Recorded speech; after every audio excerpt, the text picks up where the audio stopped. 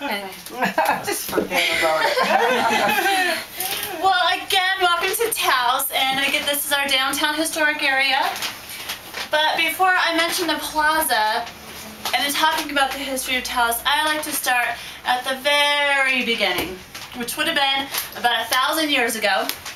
The first people that were here were the Native Americans, and they took shape in two different ways. There were the nomadic natives, who were mostly the Navajo and the Apache, and they traveled with the seasons, living in their teepees, following the buffalo, coming and going, but they raided a lot as they came and went. So the nomadic natives, and also the Pueblo natives. The word Pueblo meaning a community or a village that's stabilized. So they don't move around, they have their own little neighborhood and they stay put. And they're pretty peaceful, hunters and gatherers, that kind of thing. And there are 18 Pueblos throughout New Mexico. The one that we're going to see is the Taos Pueblo, and it's just about 2 miles north of here, and that's where we'll be going next. Nice. And then, so that's 1,000 years ago. Then 1350, the Taos Pueblo natives built their structures that they still live in today. It's this multi-tiered condominium-style adobe structure. There's two of them. One on the north side, one on the south side with a river that cuts between the two of them. No running water or electricity, but people still live in these. They're the oldest inhabited structures in the U.S. It's a rough way of life, though. You're generally not going to find teenagers living in these structures. It's mostly tribal elders, but you know, they're 700 years old and they're made out of mud, so they're just amazing, and we'll get to see those in a little bit too. Nice, nice. And then around 1550, the King of Spain became interested in this area. He heard there were 7 cities of gold, and he wanted to know more about that. So he sent out one of his greater explorers, his name was Francisco de Coronado, to come and check out the area, keeping a special eye out for these 7 cities of gold, which they never found, by the way, because they're legendary. But that didn't stop the Spanish from colonizing this area anyway, which they did in 1615. We became a colony of Spain. And once that happened, now history's starting to get written. So whoever tells the story is how it's passed on.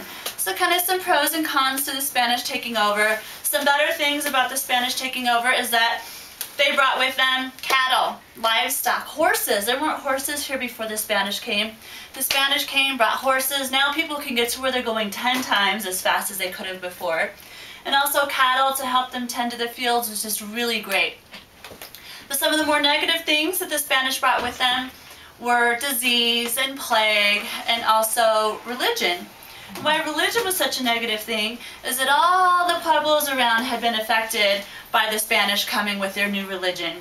They told the natives they couldn't practice their old religion since they've been practicing it before history was written, and now have to practice this new religion, Christianity, specifically Catholicism. So as I'm sure you can imagine, that upset the natives so much that one man in particular, his name was Pope, and he came from the Okewenge Pueblo a little further south of town, and he had had just about enough of the Spanish pushing their religion on his people. So he orchestrated with all the other pueblos around to form a revolt against the Spanish. Well, this was really hard for him to do because all the other pueblos spoke a different language. So he had to communicate with them in ways beyond verbally. But he did. It took him 5 years to do it. Finally, though, in 1680, this revolt happened. They even call it that, the Pueblo Revolt of 1680. And at that time, all the Pueblo natives rose up at the same time and revolted against the Spanish, killing over 400 Spaniards, destroying their churches and missions. Anyone that was still left around was driven out of the area. It's called the most well-orchestrated uprising of Native Americans against the Spanish in history. And this guy, Pope, gets all the credit for it. But it was just a short time, just for 12 years, that this area was Spanish-free. But during those 12 years, now the Comanches are starting to come down from the north. And if we thought the Navajo and the Apache raided a lot, the Comanches were 10 times worse. They were excellent horsemen, and they would come in huge numbers and just whip through a village like a tornado, leaving death and destruction in their path. So by the time the Spanish got it back together to recolonize this area, the Pueblo natives didn't put up such a fight, mostly because they wanted the protection of the Spanish to protect them against the raiding Comanches. So the Spanish are back, but their biggest issue in the first place was religion, right? Well, their religions coexist a lot more peacefully after the revolt than they did before. And when we go up to the Pueblo, we'll be there for an hour. And while you're there, it's your hour. You can do it with it however you like, but there is a tour that's offered as complimentary with your entrance into the Pueblo, and it's given by a Taos Pueblo native. It's about 30 minutes, and they go into a lot of detail about some things that you might want to know about the Pueblo. And one of them is how their religions coexist a lot more peacefully. You'll see some examples of that. And not just the Taos Pueblo, but all the other Pueblos around, and the Catholic Church exist a lot better. But the Spanish are back, religions are coexisting, but the Spanish are right on top of the Taos Pueblo natives, and they want their elbow room a little bit more. So the plaza was born. It was given to 63 different Spanish families in the name of a land grant. They called it the Don Fernando de Taos Land Grant. This was 1796. So where you see all these businesses around were at one point homes for 63 different Spanish families to help colonize this area. Everything was working out pretty well, and then in 1820, this became Mexican territory. Once that happened, the Mexican government came up and they gave away thousands of acres in what they call land grants. And if you've driven around here just even a little bit, you've passed signs, whether you've recognized them or not, but they'll say entering this land grant, leaving this land grant. That's what those were, just big chunks of land. Southern Colorado, all of New Mexico, just giving all this land away, the Mexicans were, to encourage their kin to come up and populate this area. By the way, today most of those land grants have been expunged because people haven't been able to keep their documentation together proving that they've got it, whether it's been destroyed or lost somehow, or they've got lawyers and it's tied up in court systems and it's a big nightmare. But anyway, that was basically what was happening during the 25 years that this area was under Mexican rule. But then in 1846, we became U.S. territory. Once that happened, oh my gosh, there are all sorts of Native Americans who are coming and going through here. The Mexicans are here, the Spanish are here, French-Canadian fur trappers are starting to come out of the mountains, and now the Anglos are showing up. So it's becoming quite a heated melting pot. And those who are feeling the most agitated by it all are the Taos Pueblo natives. They feel like they were here first, and their land's being taken away from them, and just general mistreatment. So when we got our first territorial governor, his name is Charles Bent, he had a home about a block behind the north side of the plaza here. And he was a pretty diplomatic, peaceful guy, but he had his work cut out for him because the Taos Pueblo natives were angry, and they took it out on him. The governor had to do something about it, so he put some of those native uprisers into jail. And if you look just over your left-hand shoulder, you can see this two-story building. Looks like a lot of posts coming out the top of it. Up above was the courthouse, and down below was the jail. So you can kind of see the vicinity of things taking shape here. Well, Governor Bent put some of those native uprisers into jail, but not all of them. There were still some more that were saying, let our people out of jail, give us our land back. And when Governor Bent refused, the natives scalped them right in front of his home. His wife and children saw this. They freaked out. His home now is a museum, Governor Bent's home, and you can go in there and see where his wife and children took utensils and scraped away at the adobe wall that tried to get through to the neighbors on the other side. Luckily, the native uprisers weren't after them, and they were able to escape from assistance of their neighbors, but just chaos. Now our new governor's been murdered. He was only governor for 4 months before this happened. And everyone knows who did it. It was the Taos Pueblo natives. So when the military find out about this, they get it up and get it together, and they head out to the Pueblo to get these guys. Well, when they get out there, the Native American men run off into the hills, and the women and children sought refuge at the San Geronimo church that's there. Well, when the U.S. military get there, they burn the church and everyone that's inside, and it's a really sad story. And they've left the remains of that church still standing. At this point, now it's just a bell tower and a cemetery, but they leave that there as a memorial. But just disarray, confusion, chaos is happening everywhere. For example, back here at the plaza, someone would run up a flag in the middle of the plaza saying, "This is my country and this is who I stand for." In the middle of the night, someone would cut that flag down and stick up their own flag. No, this is my country and this is who I stand for. In the middle of the night, someone would cut that flag down.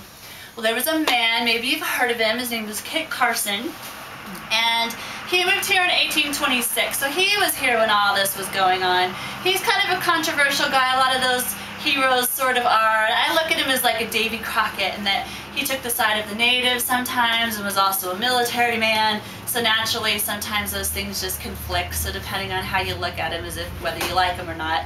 But anyway, he thought he could help, so he got together some of his buddies. They ran up a flagpole in the middle of the plaza, put a Union flag on the end of it, and guarded it 24 hours, and said, if anybody tries to cut this flag down, shoot you.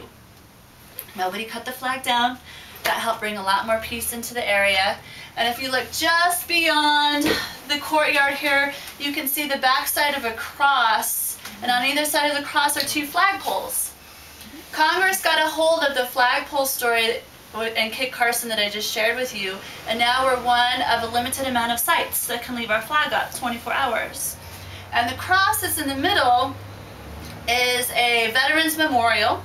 And to me, that means two things. One is that during World War II, there were more soldiers in the Taos area per capita than in any other village around. And another is there are two survivors of the Bataan Death March that live around here. One is a young man of 97 years old who's got a ranch on the Colorado-New Mexican border. And another is just as old. His name is Tony Reyna, and he has an Indian shop on the way out to the Pueblo. Both really interesting guys. And then just kind of closer to us by this cottonwood tree here, shaded in some of the branches, is a bronze statue of a man holding pen and parchment. That is Padre Martinez, or Antonio Martinez, and we'll end up going out to the hacienda where he grew up in as a kid. It was an old trading fort, and kind of talk more about the history involving him there. But just a little bit about him now. Hopefully, you know, you stick up a statue of a man and put him in your historic district because he was a hero of some kind, right? Well, Padre Martinez was definitely that. He was here in the 1840s when all this confusion was going on and fighting over land and countries taking over and what leadership am I under now. But he didn't involve himself politically. He was here for the little people, the ranchers and the farmers, giving them hope and opportunity when there really wasn't much of that around at that time. And also education for the children, and just a really helpful hero. And then the plaza that you see here is built in this squarish kind of fort style. And a lot of things in the Southwest are built that way to protect it from the raids that were constantly going on around through here. And at one point there was a fence that went all the way around the plaza. But there were a series of fires that happened between about 1910 and 1940 that burned most of the older buildings, including the fence that went around. But the building that survived all those fires is the Hotel La Fonda that you see just here. That building's pretty cool for a lot of reasons. First of all, it survived all those fires. Its base was built in 1820. You know, since then they've done a lot of refurbishings to it. But all these businesses around have been a gift shop or a gallery or a soda shop or something or other. But the Hotel La Fonda has consistently been the same business way longer than any of these other businesses around. And I don't know if y'all are familiar with author D.H. Lawrence by any chance. He was an English author. He actually used to live here. He had a ranch. It's about 20 miles north of here in a town called San Cristobal. And that's where his ashes are too. But in addition to being an author, he was also an artist, a painter. And knowing D.H. Lawrence's style as being kind of risque, well, so were his paintings. And they were forbidden in Europe. But you can find, though, 9 of those 13 original paintings of what they call the Forbidden exhibit on display at the Hotel La Fonda. And are you all familiar with a movie called Easy Rider with Dennis Hopper, Peter Fonda, the old motorcycle movie? Well, the jail where Governor Bent put some of those native uprisers is the same jail where they picked up the Jack Nicholson character. And actually, most of that movie was filmed here in Taos. Dennis Hopper lived here for quite a while, moved here in the 60s. We sort of hold him responsible for starting the hippie revolution out here and all the communes out on the mesa and whatnot. Really? And you may know, but he died a few years ago, and the church that we're going to be visiting in a little bit is the church where he had his funeral services. He's even buried here too. But beyond just the square itself, there's a lot of neat shops here, but there's alleyways all over the place that open up to more and more shops all over. So beyond the box, definitely. But there's one alleyway in particular, it's on the complete opposite corner beyond this Coke truck. We'll exit going around, I'll kind of give you a better view of it. But out at the end of that alleyway, well, that row of shops is called the John Donne shops. And at the end of those shops is a bookstore called the Moby Dickens bookstore. But that is where a man named John Donne used to live. Affectionately, he was called Long John Donne. Stood out like a sore thumb. This was in the late 1800s. He was a 6'4", skinny Anglo man, Texas outlaw, spicy vocabulary, loved to gamble, ignored all the prohibition laws, and if that wasn't significant enough, what made him so important is that he owned the only bridge that crossed the Rio Grande. And the Rio Grande is about 12 miles west of here, but it's not flush with the land. It's in a gorge, 650 feet down. So to own the only bridge that crosses the Rio Grande and to charge a toll for doing that, he was the entrepreneur of the century. And just a far-out character. Tall tales spin around this guy like none other. As a matter of fact, I just heard one about him the other day that before he lived in what's the Moby Dickens bookstore now, he used to live catty corner out this way. And one day he suspected somebody was taking his firewood and he was going to find out who it was. So he took a couple sticks of dynamite, put them in some of the remaining logs, but he forgot to tell his wife that he had done this. She took one of those loaded logs, put it in their wood-burning stove, blew their kitchen up. She was fine, everybody was fine, but this guy is just crazy. And stories just like that circle around him. And then the plaza that you see here is still a really fun, lively place for tourists to come and travelers, but also for locals as well. This gazebo right here, during the summer months of between Memorial Day and Labor Day, every Thursday night, there's free music, and so people come and kind of socialize and dance. It's a lot of fun. And that big fir tree just beyond the gazebo is a gift from the Taos Pueblo to the people of the town. And it serves as our Christmas tree during the holiday season. And yeah, just a lot of really fun stuff that still continues to go on through here. Well, that's my history of Taos/Plaza in a nutshell. Any questions? No, it's a lot, isn't it? It is a lot. All right, well, our next stop then will be the Pueblo. Are you guys ready? Ready. Okay, turn this off.